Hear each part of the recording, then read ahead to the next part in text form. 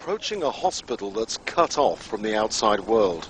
And the first sight, the ghostly image of a dead body on a trolley. What's to come is more shocking. Bodies dumped next to piles of rubbish. 19 of them decomposing in the heat. And it gets worse. Inside we follow a trail of blood and an acrid, sickly smell.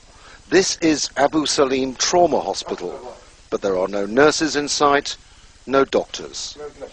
We're given face masks, but there's no way to prepare for a sight like this. Behind the doors, in a side ward for the sick, all you see is the dead. Young, old, no names, placed in beds, covered in an attempt at some dignity. This is absolutely appalling, so hard to describe. The stench of death in that room, walking through a hospital that appears to be completely abandoned, stale blood on the tiles, like something out of a horror movie, but worse because this is real. Later we meet medical staff. A surgical technician says many of the dead are civilians. The mortuary is full and other bodies lie elsewhere, but he isn't precise on the total number.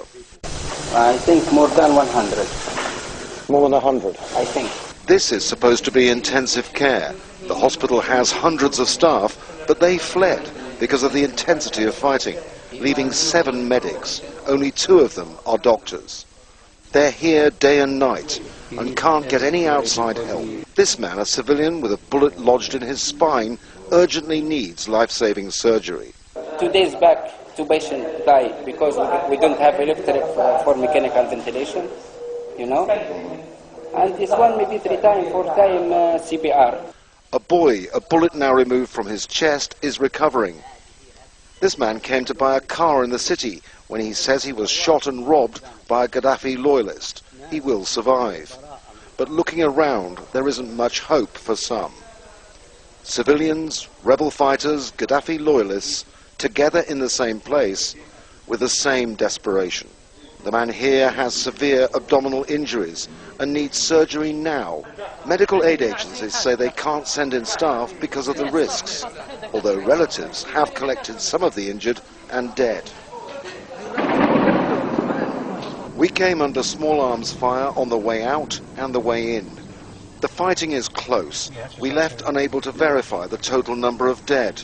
We saw 39 bodies, while it's said up to 150 are kept there. Across the road, the owner of a takeaway restaurant says he saw some of the civilian killings on Sunday. Some people was armed just in the highway. They stopping civilians, the cars, anyone they're stopping and just open the door and just killing people for nothing.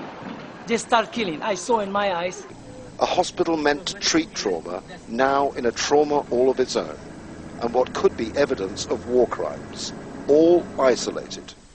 And as we leave, more bodies, this time on the roadside.